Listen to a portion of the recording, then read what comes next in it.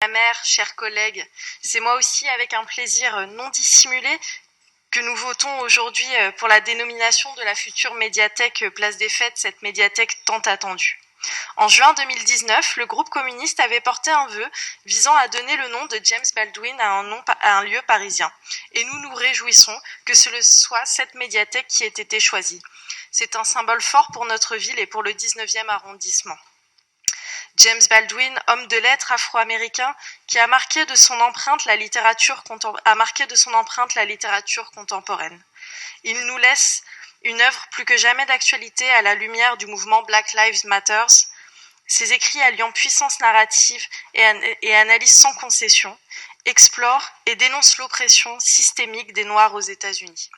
Aux côtés de Martin Luther King, Malcolm X, Medgar Evers, il devient une des figures de la lutte pour les droits civiques. James Baldwin, c'est aussi une histoire forte avec notre ville, où il trouve refuge à 24 ans seulement, après avoir quitté les États-Unis pour échapper aux discriminations liées à sa couleur de peau et à son orientation sexuelle. Quelques années plus tard, il dira « Lorsque j'ai quitté ce pays en 1948, c'était pour une seule raison.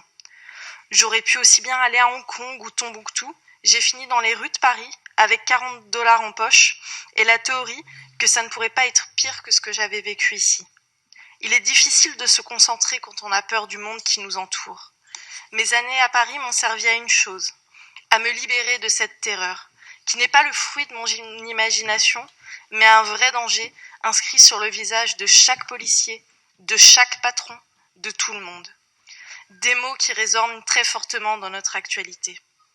Car si James Baldwin refusait de se faire enfermer, il pointait bien le fait qu'en tant qu'homme, noir, homosexuel, il était enfermé par d'autres dans ces cases. Et quel symbole de donner le nom de celui pour qui Paris fut un refuge, une terre d'accueil, pour fuir l'oppression des Noirs aux États-Unis, pour fuir la terreur, à ce lieu qui, après avoir été un lycée, fut un lieu d'accueil pour réfugiés. Car nous nous souvenons, en 2015, au mois d'août, au plus fort de la crise de l'accueil, des centaines de personnes ont occupé le lycée Jean Carré désaffecté. Presque 70 ans après James Baldwin, Paris fit honneur à sa tradition d'accueil et je salue à nouveau le bel élan de solidarité des habitantes et des habitants de la place des Fêtes à l'égard de celles et ceux qui fuyaient l'oppression, eux qui attendaient depuis si longtemps et qui attendent leur médiathèque. Et la ville de Paris a réussi à concilier cet engagement et l'attente de longue date d'une médiathèque dans ce quartier populaire en y implantant aussi une maison des réfugiés. James Baldwin était et est un symbole de la lutte pour les droits fondamentaux, contre le racisme, contre la discrimination.